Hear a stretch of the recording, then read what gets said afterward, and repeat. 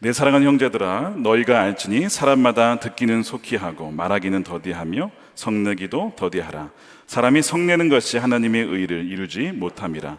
그러므로 모든 더러운 것과 넘치는 악을 내버리고 너희 영혼을 능히 구원할 바 마음에 심어진 말씀을 온유함으로 받으라. 아멘. 하나님의 말씀입니다. 영혼을 죽이는 7가지 죄, 이렇게 얘기라 시리즈의 3번째 시간이 되겠습니다. 분노의 죄, 이렇게 얘기라. 오늘의 주제는 분노입니다. 아마 이 분노의 이슈에서 자유로운 분은 한 분도 아마 없으실 겁니다. 이 분노라는 주제만 다루어도요 몇 주를 해야 될 정도로 사실은 이 굉장히 광범위한 주제가 바로 이 분노입니다. 다 다룰 수는 없지만 오늘은 핵심 부분만 다루려고 합니다. 혹시 요즘에 분노와 짜증이 많으신 분들이 계십니까? 이 분노의 원인이 굉장히 다양한데요.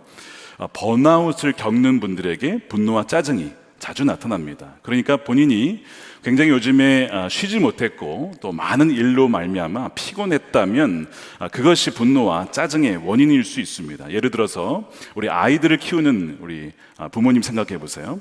아이들을 키우느라 밤에 잠을 자지 못합니다. 쉬지를 못합니다. 심지어 밥을 제대로 먹지도 못합니다. 그러다 보니까 굉장히 분노와 짜증이 나게 되죠. 바로 그것이 몸이 피곤하기 때문에 나타나게 되는 것입니다. 그래서 낮에 화를 내고 그 다음에 밤에는 반성을 하죠. 내가 왜 화를 냈을까? 그래서 이것을 이런 현상에 대한 전문 용어가 있습니다. 나뻐 반반. 낮에는 버럭, 밤에는 반성하기. 나뻐 반반이라는 전문 용어가 있습니다. 화를 내놓고서 내가 왜 화를 냈을까? 그러고 나서는 또 다음날 또 화를 버럭 내는 것이죠. 말씀드린 대로 충분히 쉬지 못해서 나는 분노와 짜증이 있습니다.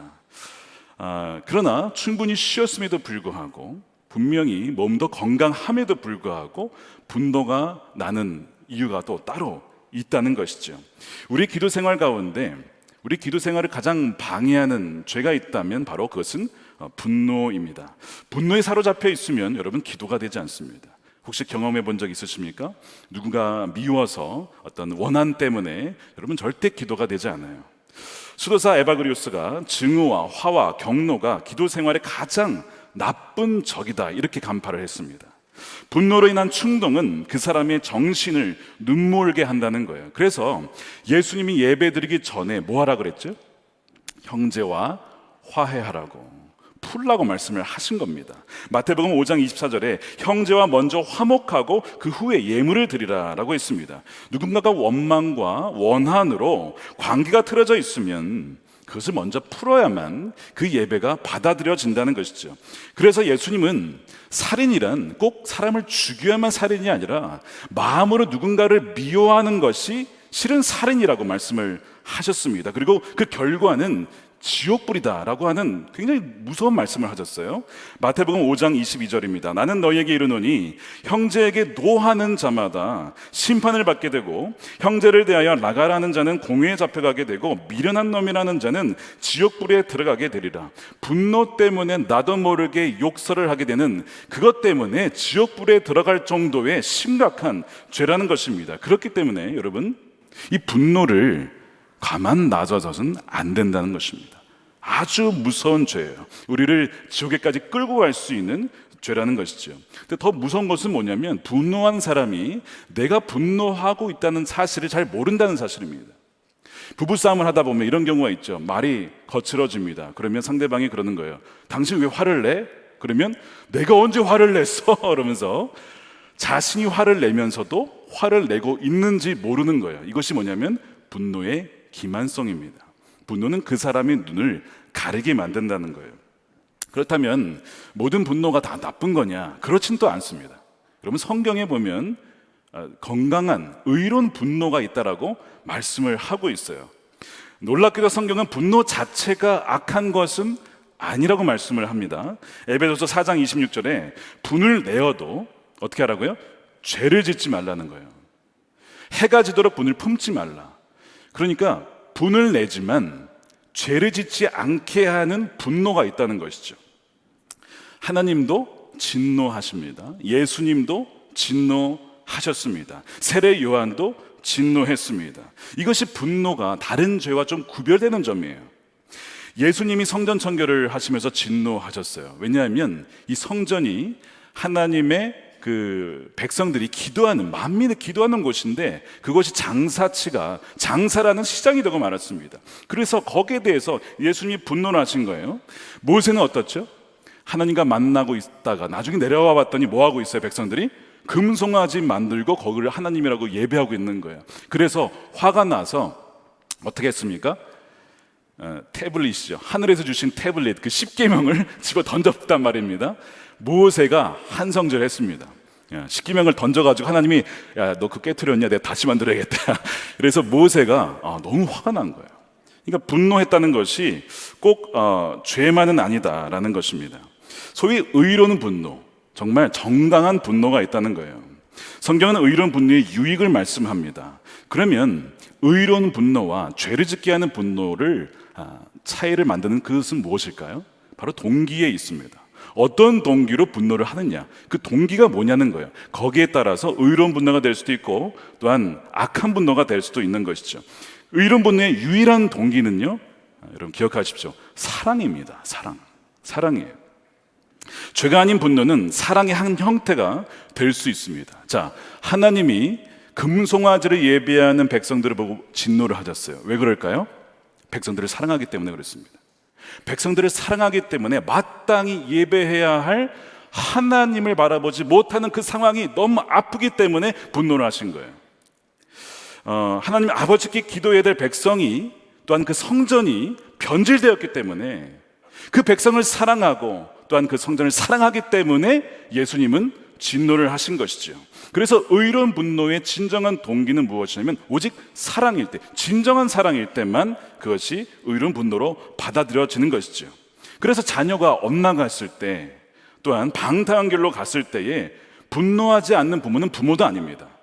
그 자녀를 진정을 사랑한다면 의로운 분노를 통해서 그 자녀가 바른 길로 돌아올 수 있도록 화를 낼 때는 화를 내어야 한다는 거예요. 그래서 그 동기가 진정 그 대상을 사랑하면서 나오는 분노라면 그 분노는 정당한 분노가 될 수 있다는 것이죠. 그리고 하나님이 쓰시는 백성들, 사람들의 공통점이 있습니다. 그것은 그들은 다 의로운 분노를 가지고 있었다는 것입니다. 예를 들어서 다윗이 누구에게 분노했습니까?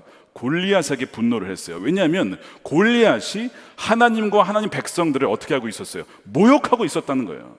아니, 어떻게 할례받지 않은 블레셋 사람이 하나님과 만군의 하나님을 모욕할 수 있냐 이거예요. 이 거룩한 분노가 하나님이 다윗을 쓰게 한 어떤 통로이기도 했습니다. 그 분노는, 거룩한 분노가 됐을 때 하나님이 그 사람을 사용하게 하는 원동력이 되기도 한다는 것이죠.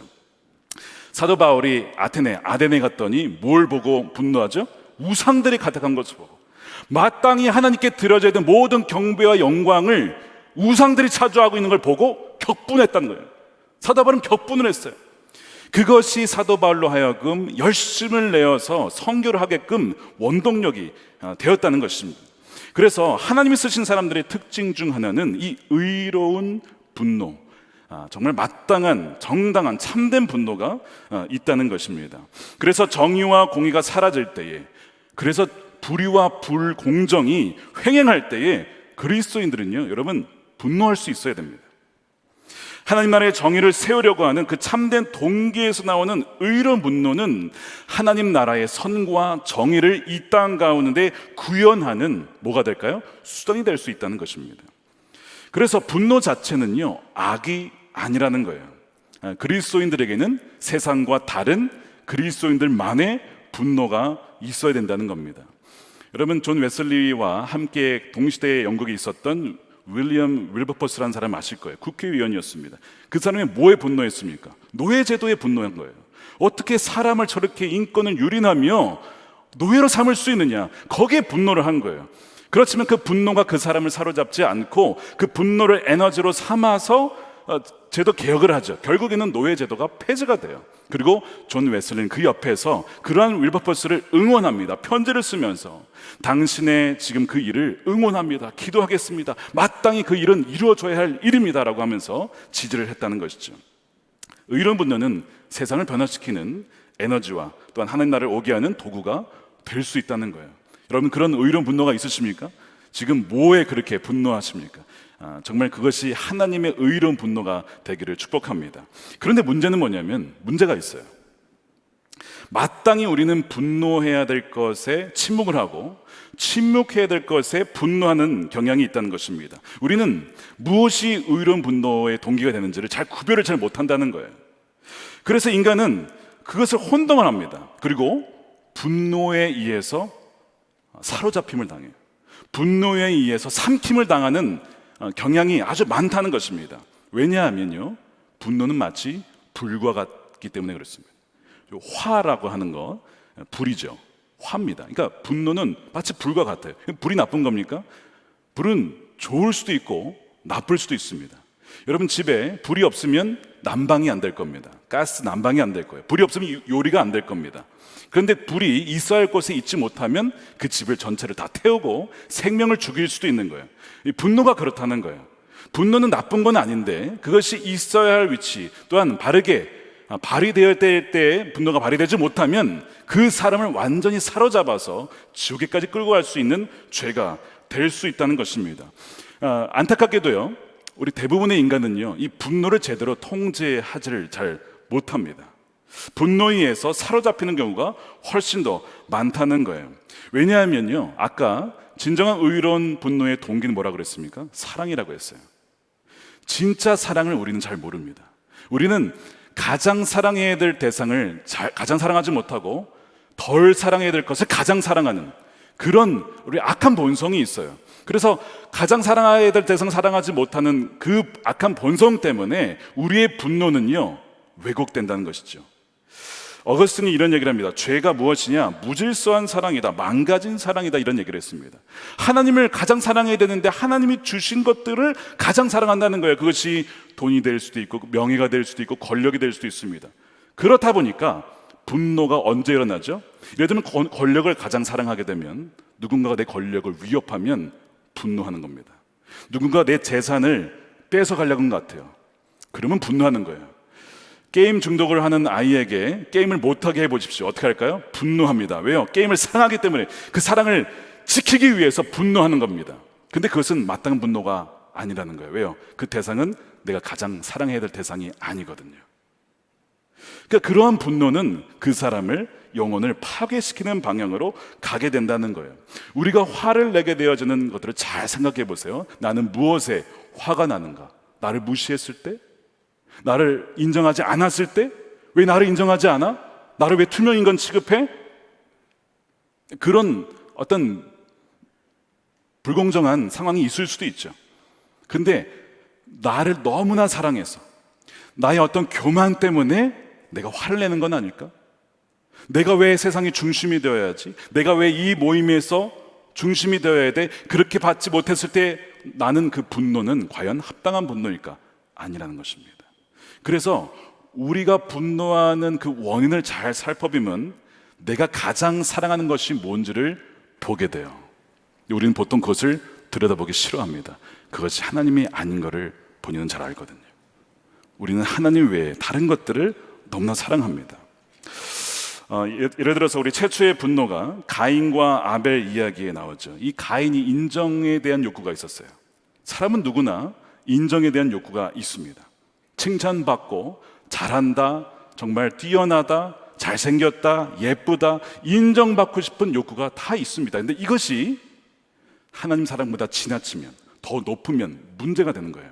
자, 가인과 아벨이 예배를 드렸는데요, 가인이 예배를 드린 다음에 분노하죠. 창세기 4장 5절입니다. 가인과 그의 재물은 받지 아니하신지라 가인이 몹시 분하여 안색이 변했다는 거예요. 여호와께서 가인에게 이르시되 너가 분하여 함은 어찌 됨이며 안색이 변함은 어찌 됨이냐. 지난 한 주 여러분의 안색이 싹 변한 적 없으십니까? 무엇이 여러분의 안색을 변하게 만드셨습니까? 주님이 물으시는 거예요. 너의 분함은 어찌 됨이냐? 너의 얼굴이 변함은 어찌 됨이냐? 여러분 그 원인을 알고 계십니까? 내 안색을 변하게 하고 나로 하여금 분노케 한 그 원인이 뭔지 여러분 찾아보셨어요? 가인의 제물이 하나님께 받아들여지지 않았습니다. 근데 아벨의 제사는 받아들여졌어요. 가인은 이러한 상황을 인정할 수가 없었습니다. 자신의 기준에 의하면 이것은 불합리한 거예요. 왜 하나님이 그의 이 아벨의 제사만 받고 내 거는 받지 않냐 이거예요. 사실 억울할 수도 있죠. 이 가인의 입장에서 참 억울한 겁니다. 마땅히 불이라면 분노해야 합니다. 그런데 그 불이라고 하는 그 기준이 누가 세운 불입니까? 무엇이 불의하다, 무엇이 의롭다라고 하는 그 기준은 누가 세운 겁니까? 하나님이 세우신 기준입니까? 아니면 내가 세운 기준입니까? 라는 거예요.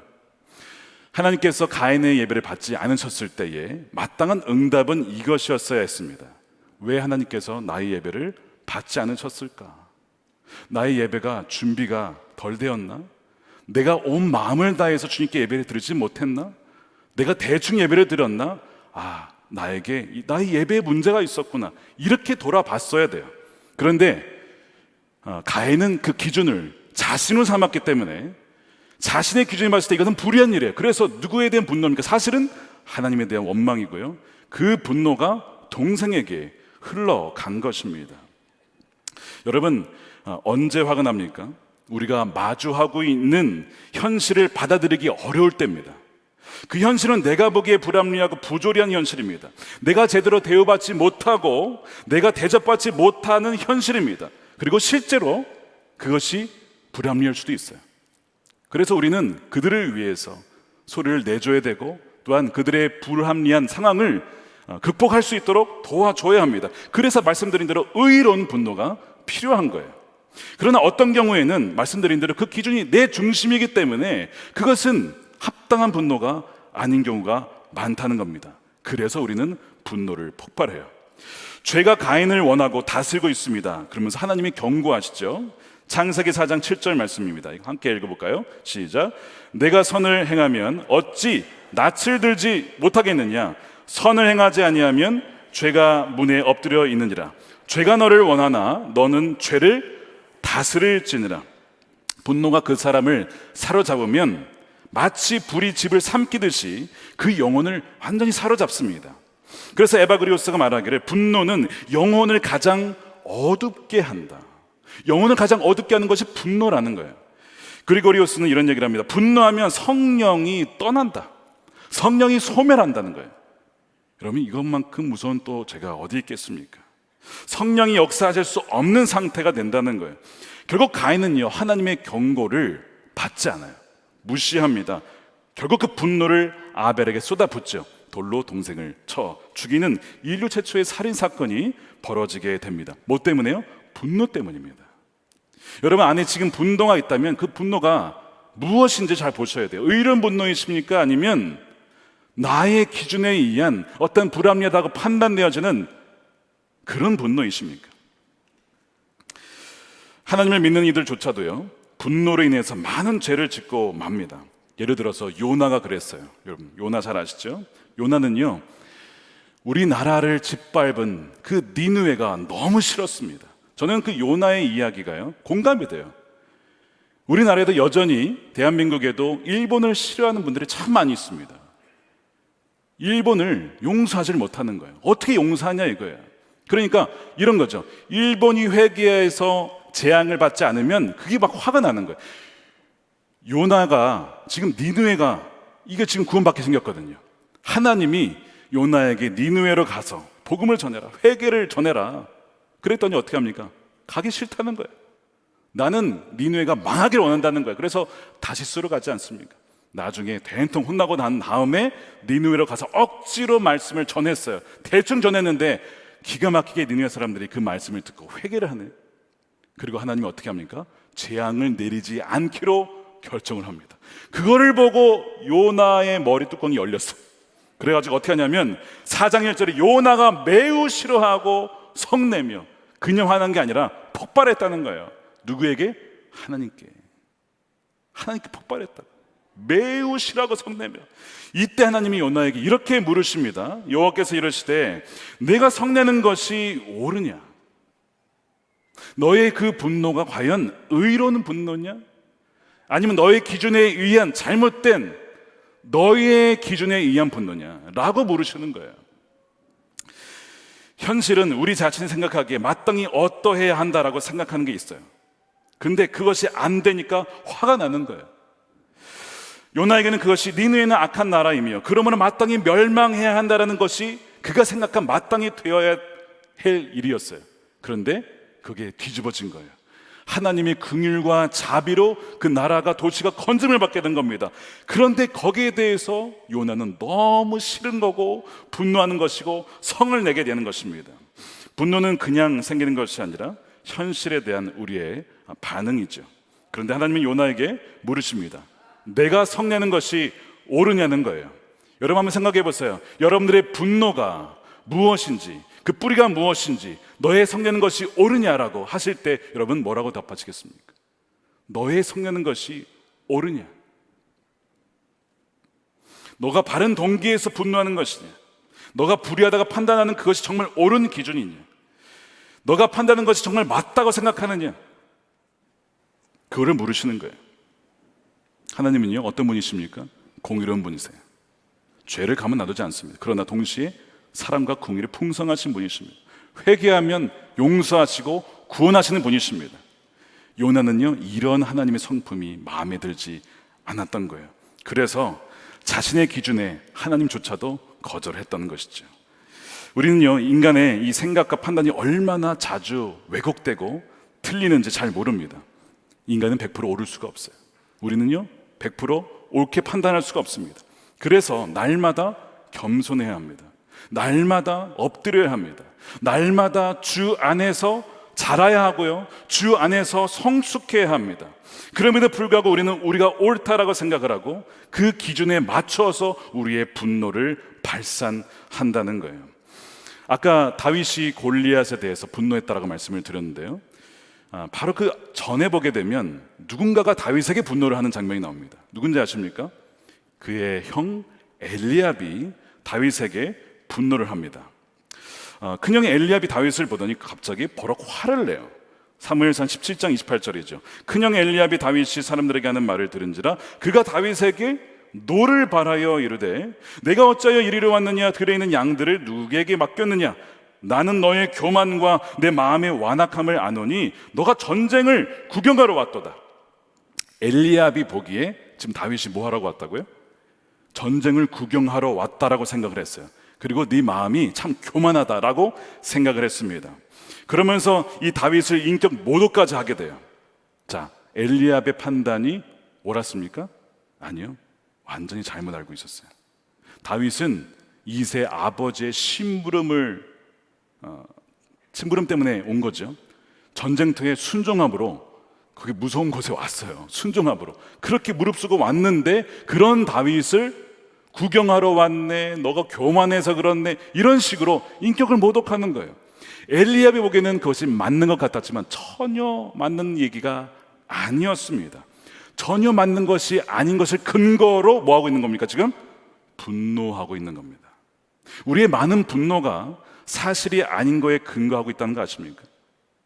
우리 분들 잘 살펴보십시오. 과연 내가 분노하는 그 상황이 정말 바른 상황이냐, 내가 옳게 판단한 것이냐, 생각보다 많은 부분이 그렇지 않다는 것을 발견하게 돼요. 어느 신학자가 왜 엘리압이 이렇게 분노를 하게 될까, 이런 분석을 한 적이 있습니다. 엘리압은 장남이었는데 왕의 자리를 막내 동생에게 빼앗겼다라고 생각을 했다는 거예요. 그래서 그 울분과 그 서러움과 그 원망이 다윗에게 쏟아졌다는 것이죠. 별거 아닌 거에 쏟아지게 된 것이죠. 그건 굉장히 일리 있는 분석이라고 생각합니다. 엘리압의 입장에서는 이것이 불의한 일이라고 생각을 한 거예요. 아니, 나처럼 키 크고 잘생기고 전쟁에 능하고 또한 장남인 나를 왕으로 안 세우고 저 별 볼 일 없는 막내 다윗을 세웠다는 게 자기는 너무나 화가 나는 일이라는 것이죠. 이 엘리압의 안에 뭔가 좌절과 거절과 상처가 있었다는 것이죠. 거기에서 나온 분노라는 것입니다. 그럼 왕은 누가 세우셨냐면 하나님이 세우셨어요. 그리고 그 사실에 대해서 엘리압은 지금 거부하고 있는 겁니다. 자, 분노가 뭐라고요? 현실에 대한 거부라고 말씀을 드렸잖아요. 분노는 하나님의 통치와 다스림에 대한 거절이요 반발로서 나온 반응입니다. 엘리압이 생각할 때는 자기가 왕이 되어야 했습니다. 그런데 현실은 그렇지 못했어요. 그래서 화가 나는 것이죠. 하나님의 기준은 뭐였습니까? 하나님은요, 사람의 외모를 보지 않고 그 마음의 중심을 본다고 했습니다. 이 중심에는 여러 가지 의미가 있어요. 이 마음이라고 하는 레브에는요, 그 사람의 의지, 그 사람의 어떤 생각과 그 사람의 감정이 다 담겨 있는 것입니다. 무엇보다 그 사람의 동기가 무엇인지가 숨겨져 있어요.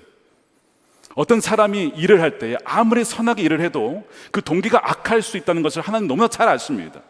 하나님은요, 겉모습을 보지 않고 행위를 보지 않고 그 사람의 true motivation, 동기가 무엇인지를 본다는 거예요. 근데 엘리압은요, 그렇지 못했다는 거예요. 그것이 하나님의 옳은 판단이었습니다. 하지만 엘리압은 그걸 받아들이지 않기 때문에 어떻게 하는 거예요? 분노하는 것입니다. 여러분의 분노는 무엇에 근거하신 것이죠? 그것이 진정 하나님의 기준입니까? 아니면 나의 기준입니까? 그래서 이 전쟁터에서 다윗에게 분노가 표출이 되고요. 이렇게 위험할 어떤 전쟁터에서 이 형제끼리 싸움으로써 골리앗과 못 싸울 뻔했지만 다윗이 어떻게 하죠? 아니라고 그냥 딱 거절하고 돌아섭니다. 내가 지금 형과 싸울 때가 아니라는 거예요. 지금 자기의 분노는 어디가 있어요? 골리앗에게 가 있거든요. 그러니까 다윗의 마음이 순수한 거예요. 내가 아닌 거 아니까. 하나님 잘 아시잖아요. 제가 놀러 온 거 아닌 거 아시잖아요. 그럼 된 거죠. 아무리 형이 뭐라 그랬어도 저는 아니면 됐으니까요. 형과 싸우고 싶지 않습니다. 그리고 골리앗에게 지성에 집중하는 거예요. 그것이 다윗이었습니다. 그런데 이런 다윗도요, 여러분 완벽하지 않습니다. 뒤에 보면 다윗의 분노가 나와요. 나중에 이제 왕이 되고 나서 그 다음에 밧세바의 간음 사건, 그것을 철저하게 은폐를 합니다. 아무런 제지를 당하지 않아요. 왕이니까. 아무도 모른다고 생각을 했습니다. 이 사람의 이 기만성이 참 무서운 것이요, 죄를 짓고도요 그것을 싹 숨기는데 아주 능하다는 사실에 있습니다. 그가 그렇게 지내고 있었는데 어느 날 나단 선지자가 국정 보고를 하러 왔습니다. 그러면서 어느 마을에, 어느 성읍에 이야기를 하는 거예요. 잘 아시는 이야기잖아요. 어느 부자가 가난한 사람의 암양을 뺏어다가 자기 손님을 대접했다는 거예요. 그 얘기를 다 들려주니까요, 다윗의 의로운 분노가 발산됩니다. 그런 놈이 다 있어. 당장 그 놈은 마땅히 죽어야 할 놈이라고. 이게 의로운 분노입니다. 불의한 거잖아요. 합당하지 않은 거잖아요. 당연히 거기에 대한 판결이 있어야 되고 조정이 필요한 거예요. 다윗이 의로운 분노를 해서 그 놈은 당장 죽어야 한다 했는데 그게 누구야? 본인이라는 거예요. 이렇게 무서운 거예요. 본인이 대상인 걸 전혀 모른다는 거죠. 제가 이 말씀을 묵상하는데 무슨 생각이 드는지 아십니까? 무슨 생각이 드냐면, 우리가 어떤 것에 의로운 분노를 외치고 한다 할지라도요, 우리는 착각할 수 있다는 거예요. 나는 의롭다. 아닙니다. 우리가 외치고 그렇게 의로운 분노라고 하지만 마땅한 동기, 합당한 동기라고 할지라도요, 그 비판의 대상이 내가 될 수 있다는 것을 우리는 잘 몰라요. 우리가 돌을 던집니다. 야, 저건 마땅한 돌이야. 아까 말씀드렸는데 어떻게 부자가 가난한 사람을 빼앗을 수 있어? 마땅히 던져야 할 돌인데 그 돌에 나도 맞을 수 있다는 것을 우린 잘 모른다는 거죠. 이것이 죄의 기만성이에요. 여러분, 세상에 돌 던질 일이 얼마나 많습니까? 그런데 예수님이 뭐라 그래요? 죄 없는 자가 먼저 돌로 치라. 아무도 던질 자가 없는 거예요. 아무도 의로운 분노를 할 수 있는 자격은 누구도 없더라는 것입니다. 최근에 차별금지법 관련해서 많은 집회가 있어요. 부조리한 일에 여러분 소리쳐야 합니다. 소리 낼 때 침묵해야 해서는 안 됩니다. 내야 될 때는 내야 되고 침묵할 때는 침묵해야 되는데 이 거꾸로 할 수가 있어요. 침묵해야 될 때 소리를 내고 소리 내야 할 때 침묵, 이렇게 하면 안 된다는 거예요. 소리 낼 때 소리를 내야 합니다. 그러나 우리는 겸손해야 합니다. 그 분야에 있어서는 우리가 성경적인 기준을 내세우지만 그 외에 다른 부분에 있어서 과연 우리는 의로운가? 과연 우리 지금 교회와 우리 목회자와 그리스도인들은 과연 떳떳하냐 이거죠. 그렇지 못하다는 것을 알고 우리는 겸손할 수 있어야 된다는 것입니다. 왜 오늘 본문 야고보서 1장 19절에 성내기를 더디하라고 했을까? 말씀드린 대로 그 분노하는 동기가 무엇인지를 먼저 내 자신을 점검해 보라는 것입니다. 그리고 그 분노 때문에, 그 분노가 불과 같아서 그 사람의 영혼을 집어 삼킬 수도 있기 때문에 더디 성을 내라고 하는 거죠. 자, 19절 말씀에 내 사랑하는 형제들아 성내기도 더디하라. 사람의 성내는 것이 하나님의 의를 이루지 못함이라.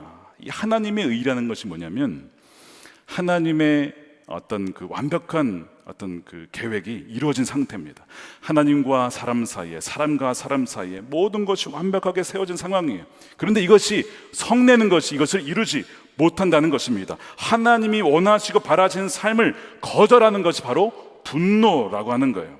그래서 분노는 현실에 대한 거부이자 하나님의 섭리와 인도하심에 대한 불신의 표현이 될 수 있다는 거예요. 그래서 하나님의 의를 이루지 못하는 것이 바로 성내는 것입니다. 무서운 것이죠.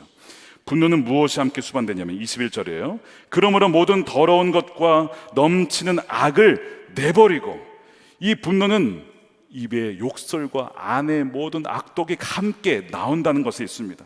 그것 때문에 그 사람을 파괴할 뿐만 아니라 주변 사람들의 관계와 모든 공동체를 파괴시키는 데 있어요.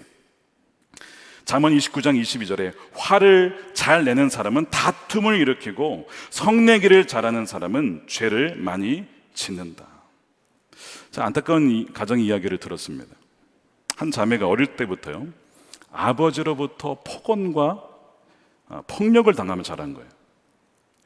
아버지가 신앙이 없었으니까요, 엄마와 그 어린 시절에 같이 예배를 드리다가 발각이 되면 그 아버지가 그렇게 분노하면서 막 화를 내면서 막 성경책을 다 찢고 막 그랬다는 겁니다. 문제는요, 어릴 적만 그랬으면 그나마 시간이 지나면 낫겠지. 컸는데도 아버지의 그 분노는 여전히 있는 거예요. 워낙 그 아버지가 너무 이 폭행과 폭언이 심하니까요, 이 딸이 어떤 생각을 했는지 아십니까? 이런 생각을 했다는 거예요. 아빠가 빨리 돌아가셨으면 좋겠다. 아빠의 장래가 빨리 왔으면 좋겠다라고 생각을 한다는 것입니다. 여러분, 믿어지세요? 아버지가 빨리 죽었으면 좋겠다. 어떻게 그럴 수 있을까? 그럼 분노는요, 모든 관계를 파괴시키고 무너뜨립니다. 믿음으로 하나님께 나아가지만 아버지로부터 받은 그 폭언과 상처가 너무 크기 때문에 날마다 눈물로 기도하지 않을 수 없다는 것입니다. 또 다른 가정 이야기는요, 부부싸움을 하는 가정이 있었어요. 그게 예전 얘기지만 부부싸움을 하는 가정이 있었습니다. 너무 부부싸움이 심한 거예요. 근데 부부싸움을 하다가 이것이 불똥이 그 아들에게 튑니다. 그러니까 이 부부가 화가 나니까 자녀에게도 막 그 자신의 화를 쏟아넣는 거죠. 그러니까 어린애가 뭘 알겠습니까? 그리고 어린아이 힘이 없잖아요. 부모가 그러면 그런 대로 다 당하고 맙니다. 근데 그렇게 지나갔어요. 그리고 이제 아이는 큽니다. 이제 청소년이 됐습니다. 그리고 대학생이 됐어요. 근데 이 아이가 소위 문제가 됐습니다. 모든 것을 다 거부하고요, 학교도 가지 않고요, 가출을 하고요, 누가 봐도 이 가정에 문제가 있구나 이렇게 생각될 애가 된 거예요. 너무 안타까운 일이죠. 그제서야 부모님이 정신을 차리고, 우리 때문에 얘가 이렇게 됐나? 맞아요. 어느 아이가 소리치면서 그러는 거예요. 당신들 때문에 내가 이렇게 됐다고, 당신들 때문에 내 인생이 이렇게 된 거라고 막 소리치면서. 어릴 적에 아버지가 쏟아부었던, 어머니가 쏟아부었던 그 모든 분노가 잠재되어 있다가 없어진 게 아니었어요. 크고 나서 더 큰 부메랑으로 되돌아왔다는 거예요. 얼마나 가슴 아픈 이야기인지 모릅니다. 부모라고 해서 자녀에게 아무 힘과 권위를 막 행사할 수 있는 게 아닙니다. 자녀는 결코 분풀이의 대상이 될 수 없습니다. 성경이 뭐라고 했습니까? 자녀를 노엽게 하지 말아라. 자녀가 화나게 하지 말라는 거예요. 자녀가 어릴 때에는 부모가 자녀보다 힘이 셉니다. 힘으로 누를 수도 있고요, 심지어 돈으로 협박할 수도 있어요. 너 말 안 들으면 돈 안 줘. 너 말 안 들으면 밥 안 줘. 너 많으면 옷 안 줘. 이렇게 협박할 수도 있어요. 애들은 그냥 당하는 거죠. 힘이 없으니까요. 그러나 그렇게 자녀를 노엽게 화나게 하게 나면 자녀가 완고해지고요, 거역해지고요, 그 노엽게 하고 분노케 한 열매가 나중에 되돌아올 수 있다는 것입니다. 무서운 거죠. 그래서 노하기를 더디하고 모든 더러운 것과 넘치는 악을 내버리라 한 말씀이 괜히 있는 것이 아닙니다. 우리를 살리기 위한 주님의 말씀인 거예요. 에베소 4장 27절에 보면요, 분노는요 악마에게 틈을 주는 것이다. 마치 우리가 집에 잠을 잘 때에 정문을 열어놓고 도둑에게 들어오라고 하고 자는 것과 똑같다는 거예요. 모든 것을 다 약탈해간 마귀가 그 생각으로 들어와서 그 영혼을 사로잡고 그 가정과 공동체를 파괴시키도록 내어놓는 것이 분노라는 것입니다. 그렇다면 어떻게 분노를 이길 수 있을까요? 오늘도 세 가지를 말씀드리고 우리 함께 기도하겠습니다. 첫 번째는요, 말씀으로 분노의 영, 분노를 일으키는 악한 생각에 반론을 제기하며 대적해야 합니다. 우리 계속 교만과 시기에 대해서 이 말씀을 드렸어요. 자, 사람들에게서 모욕을 당할 때가 있죠. 무시를 당할 때가 있습니다. 그때 화가 나죠. 나를 무시했다 이겁니다. 그러나 그때가 곧 주님께서 우리의 영혼을, 우리의 겸손함을 테스트하고 있음을 여러분 아셔야 합니다.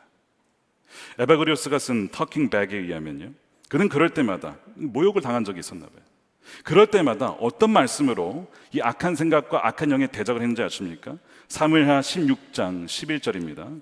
다윗 이야기죠. 다윗이 아비새와 모든 신하에게 이르되 내 몸에서 난 아들도 내 생명을 해하려 하거든 하물며 이 베냐민 사람이라. 그 시므이가 자신을 욕했거든요. 여호와께서 그에게 명령하신 것이니 그가 저주하게 버려두라. 혹시 여호와께서 나의 원통함을 감찰하시리니 오늘 그 저주 때문에 여호와께서 선으로 내게 갚아주리라 하고 이 말씀으로 악한 생각을 대적합니다. 자, 이 모욕이 주님 제가 받기에 합당할 모욕이라면 제가 당연히 받아야 합니다라는 거죠. 왜요? 우린 죄인이니까. 내가 받아야 될 모욕을 그 사람을 통해서 주신 것이라면 다르게 받겠습니다라는 거예요. 그런데 이것이 합당하지 않은 모욕이라면 하나님께서 내 마음을 감찰하시고 제 마음의 중심의 동기가 무엇인지 아시니까 감찰하셔서 그것이 합당하지 않다고 한다면 이 저주와 모욕을 바꾸어서 어떻게 해요? 선으로 바꿔달라는 거예요. 선으로 바꿔주십시오. 저희 억울함 선으로 바꿔주십시오. 이 기도를 드리라는 거예요. 그러면 분노로 대응하지 않을 수 있어요. 나를 모욕한 사람을 미워하여서 결국에는 나도 그 악한 이에 빠져들어가는 것이 아니라 그것을 거절하고 차단을 하고 오히려 선으로 나아갈 수가 있다는 것입니다. 여러분, 보복은요 우리가 하는 것이 아닙니다. 의로우신 재판장이신 하나님이 가장 의롭게 판결하실 거예요. 만약에 거기에 어떤 악이 있었다면, 나와 누군가의 사이에 악이 있었다면 하나님이 판결하시고 하나님이 보응하실 것입니다. 절대 우리 손으로 보복하려 해서는 안 됩니다. 우리는 그저 원수를 사랑하는 거예요. 서로 사랑하는 거예요.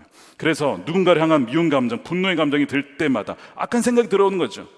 그때마다 어떤 말씀을 떠올립니까? 요한복음 13장 34절이죠. 함께 읽어보겠습니다. 시작. 새 계명을 너희에게 주노니 서로 사랑하라.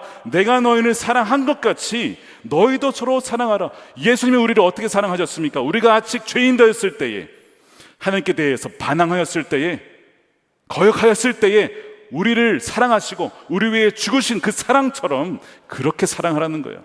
이 말씀으로 우리는 대적해야 합니다. 기억하십시오. 누군가를 향한 분노의 생각은요 뭐라고요? 악한 분노의 영에서 온 것입니다. 악한 생각이 우리에게 심어주는 것입니다. 여러분, 대적하셔야 합니다. 두 번째는 온유함으로 내가 틀릴 수도 있음을 인정해야 합니다. 다시 얘기하면 나의 옳음을 십자가에 못 박아야 합니다. 이 중요한 얘기입니다. 야고보서 1장 20절에 성내는 것이 하나님의 의를 이루지 못한다라고 했습니다. 하나님의 뜻과 계획이 있어요. 그리고 그것이 이루어진 상태가 하나님의 의라고 말씀을 드렸습니다. 그런데 이것을 깨는 것이 분노라고 했습니다. 왜 분노한다고요? 내가 보기에 이렇게 마땅히 되어야 하는데 안 됐단 말이에요. 그래서 분노하는 거예요. 내가 기대한 현실과 다를 때 분노하는 겁니다. 그런데 내가 틀릴 수도 있다는 걸 인정해야 돼요. 왜? 나는 하나님이 아니니까. 하나님이 다른 큰 계획과 큰 그림이 있을 수 있음을 우리는 인정할 수 있을 때에 비로소 하나님의 의의가 이루어집니다. 예를 들면 이런 겁니다. 나만 장군 이야기 잘 아실 거예요. 엘리사가 사환을 시켜서 그 한센병을 앓고 있었던 나아만에게 뭐라고 하냐면 요단강에 가서 7번 몸을 씻으면 나을 것이라고 합니다. 얼마나 은혜예요. 지금까지 어떤 의사를 만나도 고치지 못했는데 그냥 몸만 7번 씻으면 난다는 거 얼마나 쉬운 겁니까 이렇게? 그런데 나아만이 어떻게 하죠? 화를 내는 거예요. 자, 열왕기하 5장 11절이에요. 나아만이 노하여 분노한 것입니다. 물러가며 이르되 내 생각에는 그가 내게로 나와서 그의 하나님 여호와의 이름을 부르고 그의 손을 그 부위 위에 흔들어 나병을 고칠까 하였도다. 자, 잘 보세요. 이상하죠? 왜 그가 화를 냅니까? 자신의 생각대로 일이 안 돌아가서 화가 나는 겁니다. 내 생각에는 엘리사가 나에게 와서 손을 얹고 흔들어서 나병을 낫게 해줘야 된다는 거예요. 왜 그렇게 해야 돼요? 누가 정한 기준입니까? 나만이 정한 기준입니다. 그대로 안 되니까 화가 나는 겁니다. 누구의 기준이냐면 우리의 기준입니다. 내가 옳다는 생각이 분노의 뿌리입니다. 여전히 자신이 인생의 주인이 되어 있는 거예요. 소위 십자가에서 우리의 자아가 죽지 않은 것입니다. 그래서 야고보서 1장 21절에 온유함이란 단어가 나와요. 온유함, 오늘 본문에 온유함. 분노의 반대말은 절제, 셀프 컨트롤이 아닙니다. 분노의 반대말은 온유함입니다. 온유함은 통제권을 내어놓는 거예요. 온유함은 내가 내 삶을 통제하는 것이 아니라 하나님이 내 삶을 통제한다는 것을 인정한 상태예요. 그것이 온유함입니다. 그렇기 때문에 내가 틀릴 수도 있음을 인정하는 거예요. 내 삶이 이러해야 된다 저러해야 한다라는 통제권을 내어놓은 상태가 온유한 상태입니다. 내게 분노가 있다면 온유함이 없는 거예요. 반대로 내가 분노한다면 나는 교만한 것입니다. 교만한 자는 내 삶이 어떠해야 한다라고 너무나 지나치게 확신하기 때문에 그래요. 내 삶에 어떠한 일이 이렇게 이루어져야 한다라고 너무나 확신하기 때문에 그대로 안 되면 화가 나는 것입니다. 그것이 교만이에요. 내가 교만한지 아닌지 어떻게 또 알 수 있느냐? 경청을 보면 알 수 있습니다. 나는 하나님의 말씀에 귀를 기울이고 순종하고 경청하느냐? 나는 다른 사람들의 이야기와 말과 그들의 대화에 귀를 기울이느냐? 귀를 기울인다면 그 사람은 온유한 사람이에요. 그 사람은 겸손한 사람입니다. 그러나 교만한 사람은 듣지 않습니다. 귀를 막아버립니다. 왜요? 내가 다 아니까, 내가 옳으니까, 나의 길이 유일한 길이니까 경청하지 않습니다. 대화가 되지 않습니다. 그래서 온유한 자는요, 하나님께서 내가 생각하던 것과는 정반대되는 것을 말씀하실 때 당신은 하나님이십니다 라고 인정하는 자입니다. 굉장히 중요한 부분이라 다시 말씀드릴게요. 온유한 자는 누구냐면 하나님께서 내가 생각하던 것과는 정반대되는 것을 말씀하시는 하나님이 수 있음을 인정하는 자입니다. 내가 생각하고 뜻하는 대로 하나님이 그렇게 움직여 주신다면 그분은 하나님이 아니실 거예요. 그것은 내가 만든 하나님입니다. 하나님은 나의 뜻대로 움직이지 않아요. 우리가 하나님 뜻대로 움직여야 합니다. 그런데 우리는 너무나 자주 우리가 만들어낸 하나님의 모습으로 우리의 인생을 해석하려 하고 그 뜻대로 안 되면 분노하고 미워하고 심지어는 저주까지 하려는 유혹을 받는다는 거예요. 왜 그렇죠? 내 안에 온유함이 없는 겁니다. 하나님의 진정한 통치하심을 믿지 못하고 있다는 거예요. 그래서 우리는 하나님이 주인이시다, 내 인생의 주인이심을 다시 한번 고백하고 그분의 통치하심을 믿을 때에 진정한 이 온유한 성품이 우리의 성품이 되는 것입니다. 내가 틀릴 수 있음을 인정하는 거예요. 제가 사역을 시작하고 전도사로 이제 이 교회에서 시작을 했죠. 부서를 맡아서 예산을 운영하고 선생님들과 함께 사역을 시작하다가 어느 날 제 안에 분노가 있음을 발견해서, 저는 잘 분노하는 성격은 아닙니다. 제가 제 말로 말하는 게 좀 우습긴 한데 어머님이 저를 키우면서 다른 건 잘 못해도 성품 하나는 참 애가 괜찮다 이런 얘기를 하셨는데요, 좀 분노한 성격은 아닌데 문득 제 안에 감추어진 분노가 있음을 사역하면서 발견을 했어요. 왜 이 분노가 올라오는 것일까 생각해 보니까 이거예요. 제가 뜻한 대로 안 이루어질 때, 제가 뜻한 대로 일이 흘러가지 않고 제가 뜻한 대로 사람들이 움직여주지 않을 때 미워지고요, 싫어지고 분노하게 되더라고요. 이 분노를 가만 놔둬서는 안 되겠다 싶어서 기도하는데요, 아까 요나에게 주신 말씀이 사실 저에게 주신 말씀입니다. 다윗아, 너의 성내는 것이 옳으냐?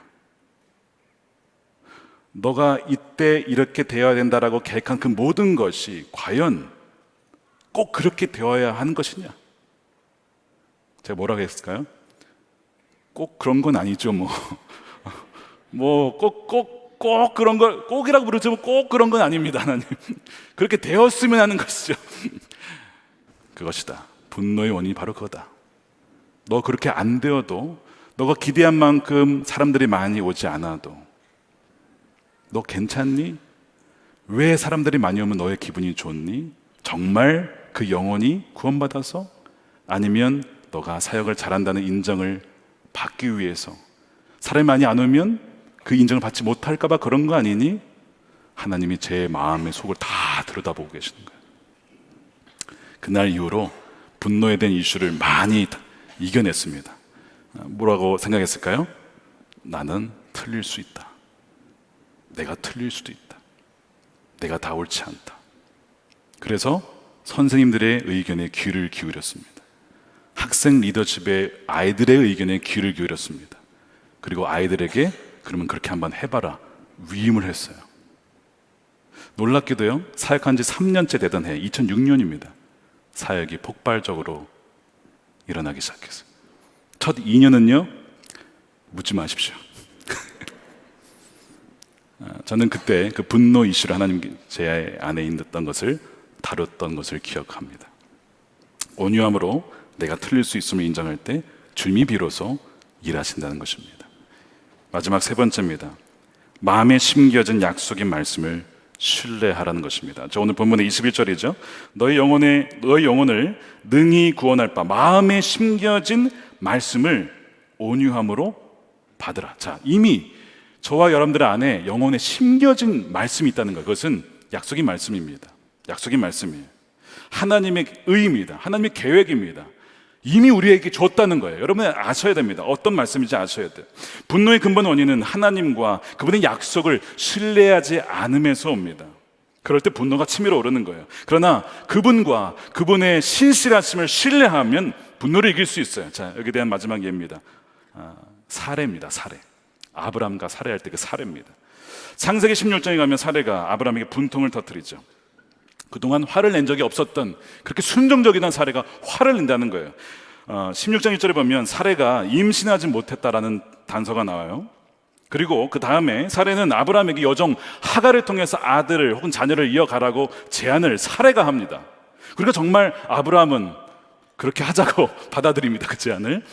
그래서 정말 아들을 낳았어요. 하갈은 이스마엘을 출산을 합니다. 문제는 하갈이 아기를 낳지 못한 사례를 멸시했을 때입니다. 이때 사례의 분노가 폭발을 합니다. 창세기 16장 5절이죠. 사례가 아브람에게 이르되 내가 받는 모욕은 아브람 당신이 받아야 옳도다. 내가 나의 여종을 당신의 품에 두었거늘 그가 자기의 임신함을 알고 나를 멸시하니 당신과 나 사이에 여호와께서 판단하시기를 원하노라. 누군가 화를 낼 때는 그 분노 안에 감추어진 이루어지지 못한 갈망, 좌절된 어떤 소망이 있다는 걸 아셔야 됩니다. 누군가가 분노를 하면 그 안에 뭔가 시그널이 있는 거예요. 그 사람의 좌절된 소망이 있다는 것입니다. 사례에게는 뭐였을까요? 자녀를 낳는 것이었습니다. 갈대우를 떠날 때에 너로 말미암아 큰 민족을 이룰 거야. 나를 통해서. 야, 하나님 그렇게 하신대. 그래서 떠난 거죠. 그리고 힘든 시간들을 참 많이 겪었어요. 가나안에 갔더니 가뭄이 일었습니다. 흉년이 들었습니다. 애굽으로 도망갔다가 죽을 뻔했습니다. 막 여러 가지 힘든 시간이 있었지만 사례는 불평하지 않았어요. 왜 그랬을까요? 하나님이 나를 그렇게 부르셨다니까. 소망이 있으면 사람은 좌절하지 않습니다. 아무리 힘들어도요, 이겨냅니다. 그렇게 오던 사례가 뭐가 좌절이 된 거예요? 아들을 빼앗긴 거죠. 하갈이 아들을 낳았어요. 지금까지 기다려왔는데 그럼 나는 뭐냐 이거죠. 정체성이 흔들립니다. 지금까지 난 무슨 고생을 한 거예요 도대체? 난 그럼 뭐야? 나는 아브라함의 아내야? 근데 아브라함은 별로 신경을 안 쓰는 것 같아. 오히려 하갈을 더 좋아하는 것 같아. 그렇다고 나는 자녀를 낳았나? 자녀도 못 낳았어. 어머니도 아니야. 그럼 나는 뭐야? 나의 정체성을 찾지 못할 때 사람은 분노하기 시작합니다. 흔들리기 시작합니다. 자신의 가치와 정체성을 인정받지 못할 때 분노하는 거예요. 나는 우리 가정에서 남편으로서 가장으로서 난 도대체 뭐야? 인정받지 못할 때 분노합니다. 아내도 마찬가지예요. 누군가가 화를 낸다면 그 분노 안에 감추어진 시그널을 감지해야 합니다. 잃어버린 어떤 사랑이 있다는 거예요. 분노와 관련해서 참 인상 깊은 이야기가 하나 있습니다. 에티 힐레숨이라는 유대인 청년 이야기인데요. 1943년에 11월 29세 나이로 아우슈비츠에서 세상을 떠납니다. 그런데 그녀가 쓴 일기가 있어요. The Interrupt Life라고, 중단된 삶 혹은 가로막힌 삶이라는 뜻이죠. 거기 보면 독일의 젊은 게슈타포에 의해서 장교가 그녀에게 막 소리를 치는 장면이 나옵니다. 그녀에게 막 분노하면서 욕설을 한 거예요. 근데 그날 그녀가 이렇게 일기를 씁니다. 나는 그 장교에게 화가 나지 않았다. 오히려 진심 어린 연민을 느꼈고 이렇게 묻고 싶었다.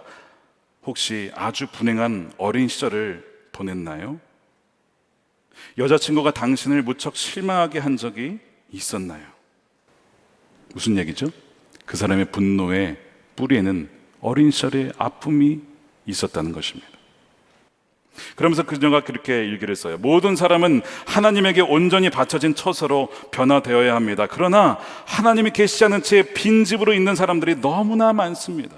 저는 사람들을 모두 가장 훌륭한 손님이신 하나님께로 준비시킬 생각입니다. 그녀는 그 분노를 분노로 반응하지 않고 오히려 그 분노하는 영혼을 긍휼히 여겼다는 것입니다.